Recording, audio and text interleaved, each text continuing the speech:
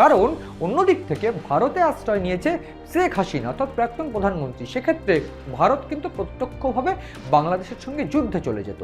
এই একটা কূটনৈতিক কারণ এড়াতে গিয়ে তিনি যেটা করলেন, বাংলাদেশে পাকিস্তানকে ঠাঁই দিলেন এবং আইএসআইকে ঠাঁই দিয়ে তিনি প্রাথমিকভাবে কূটনৈতিক বিষয়টা এড়ানোর চেষ্টা করলেও যে পরিস্থিতি বাংলাদেশে ধারণ করছে সেটা অত্যন্ত গুরুত্বপূর্ণ, যে সেনাদের ভূমিকা কোনোভাবেই থাকছে না। কারণ ওয়াকারুজ্জামানের সঙ্গে ইতিমধ্যেই সংঘাত প্রকাশ্যে আমরা দেখেছি, কিন্তু সেনাদের ক্ষমতা না থেকে তিনি যেটা করতে চাইছেন সেইটা মূলত জঙ্গিদের হাতে একটা ক্ষমতা তুলে দেওয়া। ঠিক জঙ্গিদের হাতে ক্ষমতা তুলে দেওয়ার যে নমুনা আমরা দেখতে পেয়েছি বাংলাদেশ জুড়ে, তার অন্যতম নিদর্শন হলো ডেইলি স্টার বা এই যে প্রথম আলোর মতন প্রথম সারির সংবাদপত্রে আগুন জ্বালিয়ে দেওয়া, যে সংখ্যালঘুদের উপর অত্যাচার, সংখ্যালঘুদের উপর অত্যাচারের পাশাপাশি আমরা দেখেছি গতকালকের যে চিত্র, দীপুচন্দ্র দাসের যে চিত্র, গত 1 বছর ধরে যে প্ল্যানিংটা তিনি করছেন, একেবারে ব্লুপ্রিন্ট পরিষ্কার হয়ে গেলে এইটাই বোঝা যাচ্ছে যে জামাতকে গোটা বাংলাদেশের ধারে ভারে তিনি এগিয়ে রাখতে চাইছেন।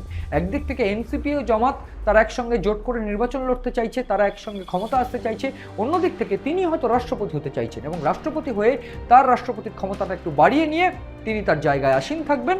অন্যদিক থেকে আমরা যখন দেখছিলাম ভারত বিদ্বেষী মনোভাব তৈরি করার চেষ্টা করছে এই ওসমান হাদি, ভারতের বিরুদ্ধে কথা বলছে, তাকে যদি সরিয়ে ফেলা যায় তাহলে ভারত বিদ্বেষ আরও চরম আকার চাগার দেবে এবং ঠিক সেই সুযোগটাই কোথাও গিয়ে কাজে লাগাননি তো মোহাম্মদ ইউনুস। এই অভিযোগ উঠছে চরম ক্ষেত্রে, যদিও এই মোহাম্মদ ইউনুসের বিরুদ্ধে এই অভিযোগ করছেন ওমর হাদি অর্থাৎ ওসমান হাদির ভাই। ফলে সব মিলিয়ে যে অভ্যন্তরীণ চিত্রটা অত্যন্ত গুরুত্বপূর্ণভাবে প্রকাশে আসছে বা প্রকাশ পাচ্ছে, সেইটা কিছুটা এইরকম যে নির্বাচন বানচাল করতে গিয়ে এইরকম ষড়যন্ত্র বা পরিকল্পনা, যাতে ভারত বিদ্বেষ বাংলাদেশের কোনায় কোনায় ছড়িয়ে দেওয়া যায়। কিন্তু এক্ষেত্রে বাংলাদেশ কি কোথাও গিয়ে এটা বুঝতে পারছে না যে ভারত কিন্তু চুপ করে বসে থাকবে না।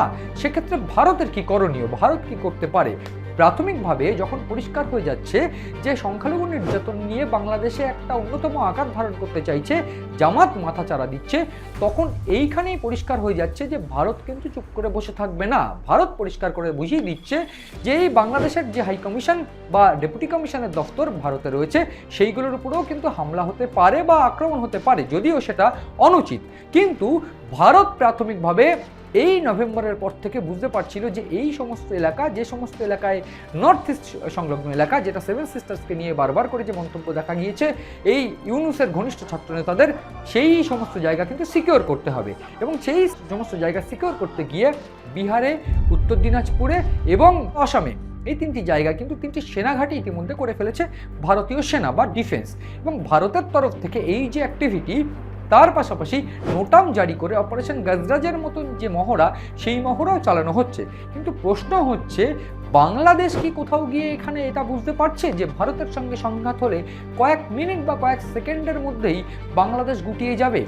এইখানেই বিশেষজ্ঞরা জানাচ্ছেন যে আসলে প্রত্যক্ষ যুদ্ধ হয়তো বাংলাদেশ চাইছে না, কিন্তু যুদ্ধ পরিস্থিতি তৈরি করতে পারলেই এটা পরিষ্কার হয়ে যাবে যে জামাতের জোর কতটুকু বাংলাদেশে, এবং ঠিক যুদ্ধ পরিস্থিতি তৈরি করতে পারলেই ভারত বিদ্বেষী মনোভাব বা সাম্প্রদায়িক মনোভাব ছড়িয়ে দিয়ে মৌলবাদের যে দানা, সেই দানা পোটা সম্ভব হবে এবং সেই দানা পুঁততে পারলেই গোটা বাংলাদেশ জুড়ে মৌলবাদ বিস্তার করা সম্ভব। এবং ঠিক সেইখানে দাঁড়িয়ে কয়েকজন মৌলবাদ যদি একসঙ্গে থেকে এই পরিকল্পনা করতে পারে, সেক্ষেত্রে গোটা বাংলাদেশের শরিয়াত আইন, জামাতি আইন, যেটা 1971 সালে পাকিস্তান পারেনি, সেইটা কিন্তু এইবার পাকিস্তানের দ্বারা সফলভাবে তারা করতে পারবে বলে প্রাথমিকভাবে ছক বানানো হচ্ছে।